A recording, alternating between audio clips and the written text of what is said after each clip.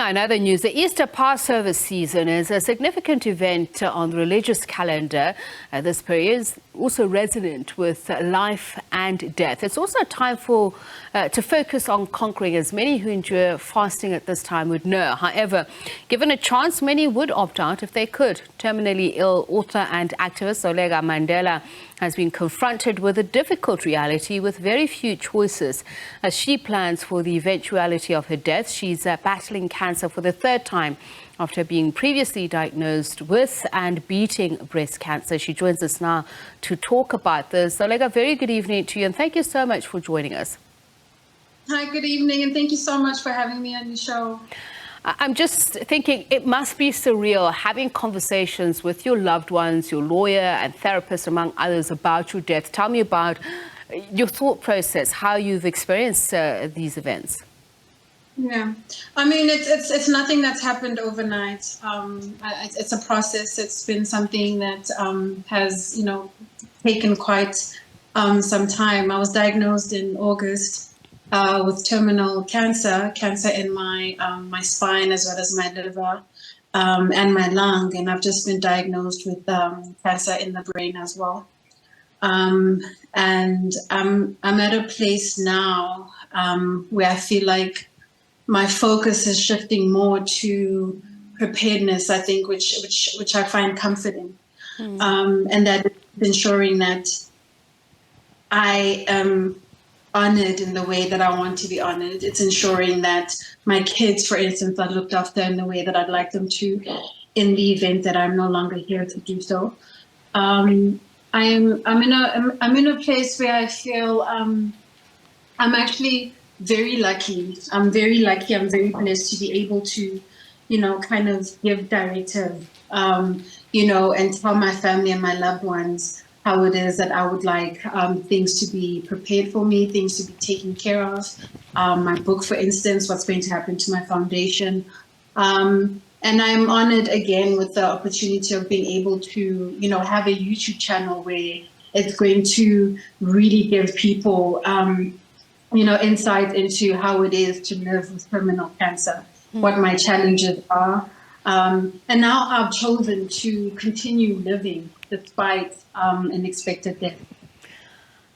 As I was listening to you speak, I was actually going to ask you if you find the task daunting or, is it empowering? So when you say that, it gratifies you to be able to tell your family and friends, those around you, how you want to be honored, has it shifted your perspective about you, who you are, having to undergo this experience? Are you? Absolutely.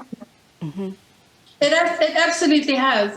It's changed. It's changed my perspective on life. It's definitely changed my position of time. I know I'm living on limited time, but I just, I just try every day to, really focus on what it is that I have control over. I don't have control over when it is that I'm going to pass, but to pass on. But I do have control over how it is that I choose to live my life now, and I find that very empowering. So I find it empowering. You yourself, though, as in the life that you've lived, what you would have liked to do. So that's what I was asking. Has your perspective shifted about you, your life, how you've lived it, and also how we tend to judge ourselves sometimes about. Yeah.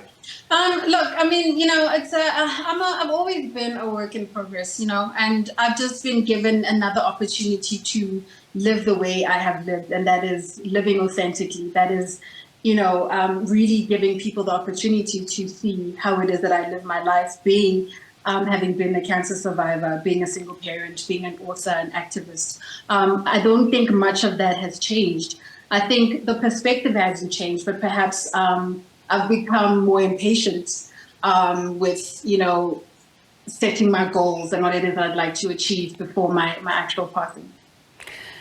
Yeah, interestingly, I was speaking to a friend literally this week about the pain of watching a loved one go through particularly cancer. And, you know, they were saying there's a great deal of fear, of pain, of concern for those watching the person fighting it.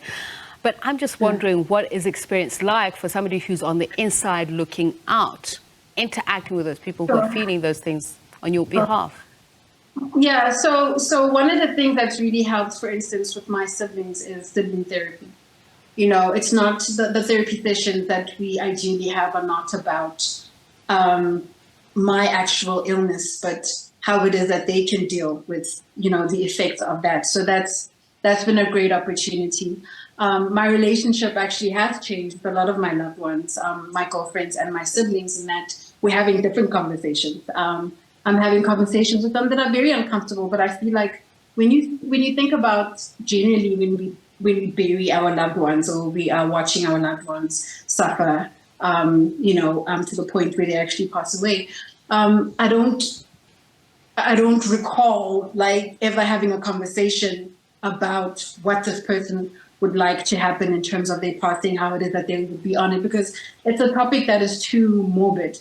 And I'm in a place where I'm like, I feel like we need to talk about it. I mean, I've just learned of a document called a planned care a list, where you actually document things like who's going to take over your Instagram accounts, the books, who do you want at your funeral, who's going to do your makeup, who's going to do that and the other. And these are the things that I'm doing now. And I'm glad you brought up the word empowering, because for me, I feel like I'm taking initiative. I feel like I have the responsibility of looking after my kids, being the sole parent. And my issue has always been wanting to make sure that my kids are looked after, that home doesn't change in any way. And I've been afforded that opportunity to do so. And that is, you know, to look after my kids. And in doing so, planning and doing what feels uncomfortable, doing what we normally don't do, and which is discussing these very topics. So finally, so like, I mean, you have found opportunities to actually create light moments through this difficult journey, through your social media. I see some of the conversations that you're having, you know, joking about some of these things. You also spoke about death earlier on, which was the beginning of this journey, that of your late son Zanawe. So it's being quite a textured journey, and I'm just wondering how you've been able to build resilience, to know when it's a time to laugh, time to cry. What would you say to the next person who's watching you thinking, oh wow, I would not be able to confront any of this?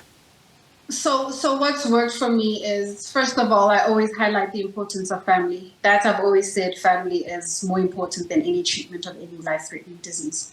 Secondly, therapy works for me all the time. Thirdly, my children are the reason I get up every day.